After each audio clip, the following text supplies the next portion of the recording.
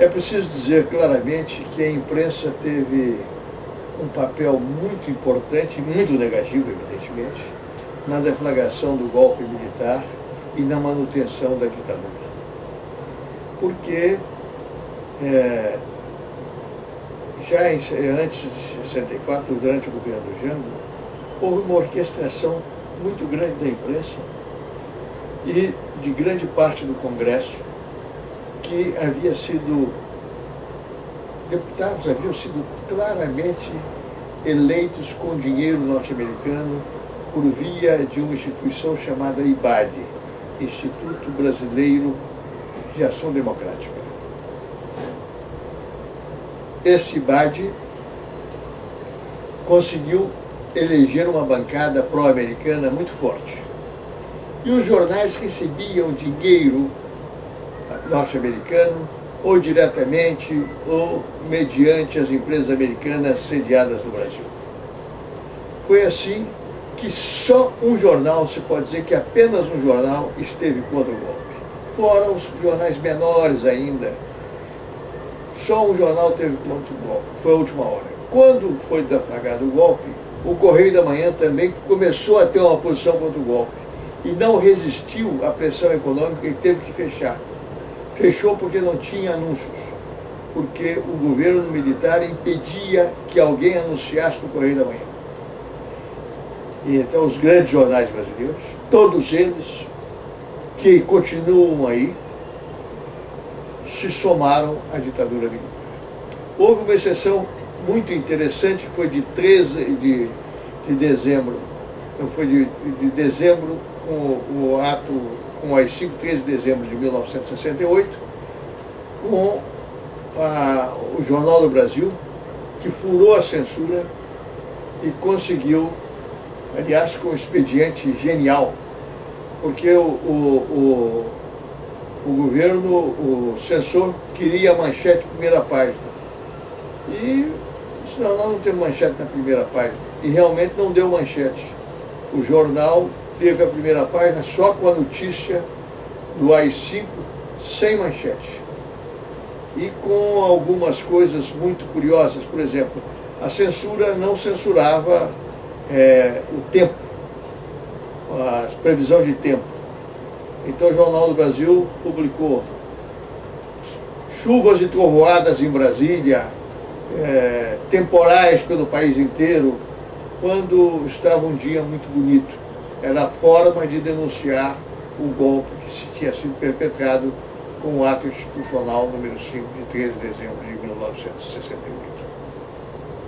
É preciso dizer claramente que a imprensa foi muito responsável por fabricar, antes de 64, já conduzir aquela histeria anticomunista que levou para as ruas as senhoras com os seus terços.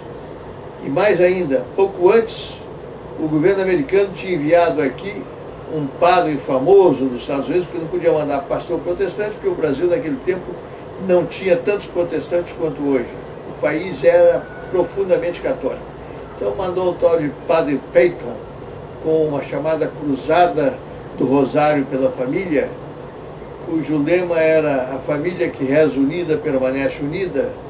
No fundo, era já a preparação do golpe que uniu o sentimento religioso da classe média, porque se dizia horrores dos países socialistas, que os comunistas eram estupradores, que os comunistas não tinham respeito pela família, que os comunistas eram isso e aquilo, quando na realidade era totalmente diferente. O comportamento moral das pessoas dos países socialistas, na realidade, não preferia em nada do comportamento moral das pessoas dos países capitalistas. Até o contrário, de certa forma, nos países capitalistas, a liberdade moral era muito maior, como a gente pode ver até hoje, e como se podia ver, então, no cinema norte-americano. Mas o fato é que se lavou a cabeça, houve uma lavagem cerebral da classe média, que foi para as ruas, porque a classe média também, é de se dizer, que ela, no fundo, ela é muito extremamente egoísta. Ela não quer dividir nada com quem está embaixo e pretende chegar aos que estão em cima. Ela não quer derrubar o banqueiro. Ela, no fundo, ela quer chegar ao status do banqueiro. Então, o que ela quer é ir para cima e não tem nenhuma solidariedade para quem está embaixo. Isso, diga-se de passagem, de modo geral, porque os grandes revolucionários têm sido homens da classe média e os grandes intelectuais que lutam contra a injustiça são da classe média, evidentemente. Mas, como um todo, a classe média é mais fácil de ser embaída, de ser conduzida por uma campanha de propaganda bem realizada, como foi nessa preparação do golpe de 64 e na manutenção do regime ditatorial. Isso, vamos dizer, agora, é claro que nos jornais havia uma luta forte, porque havia jornalistas de origem mais modesta eram violentamente contra a ditadura. E o que o governo fez? Em 1969, o governo fez uma lei obrigando o jornalista a ter o diploma universitário de jornalista. Com isso, o que eles conseguiram? Afastar do jornal, impedir que entrassem para o jornal pessoas que vinham das classes trabalhadoras. Então, aí você tinha que ter o diploma de jornalista. Para ter o diploma de jornalista, precisava ter condições de frequentar uma universidade. E o que violava, e continua violando, porque a lei está em vigor até hoje, o princípio básico da liberdade de imprensa.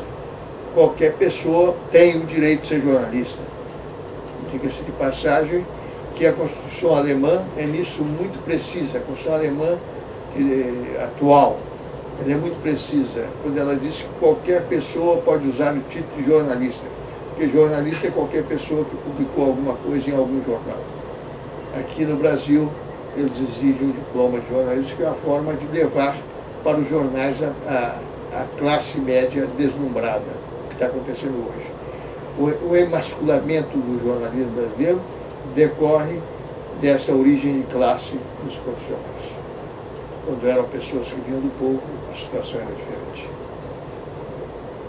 Então, nisso se resume a coisa. Estamos agora diante de uma nova orquestração da imprensa, que é uma orquestração da imprensa em favor do chamado neoliberalismo. Esse endeusamento do mercado, esse endeusamento da economia como condutora dos povos. Na realidade, não é bem assim. E por isso, estamos diante de uma situação como estávamos antes.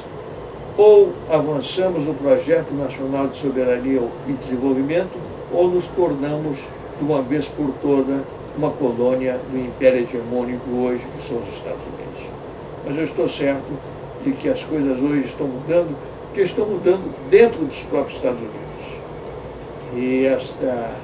E a reação que está havendo nos Estados Unidos contra as aventuras belicistas do governo Bush e contra essa pretensão de predomínio mundial, essas reações vão acabar levando à derrota do Bush nas eleições próximas e levando a uma tomada de consciência do povo norte-americano, que é um povo curioso, que é um povo dividido entre os que aplaudem essa política agressiva e expansionista e uma grande parcela de intelectuais, pensadores e até mesmo de jornalistas, evidentemente, que é contra isso. De maneira que a gente tem que guardar o otimismo, se bem que é preciso ter muita cautela e ter muito cuidado com o que se lê nos jornais. É preciso saber ler o que os jornais estão dizendo.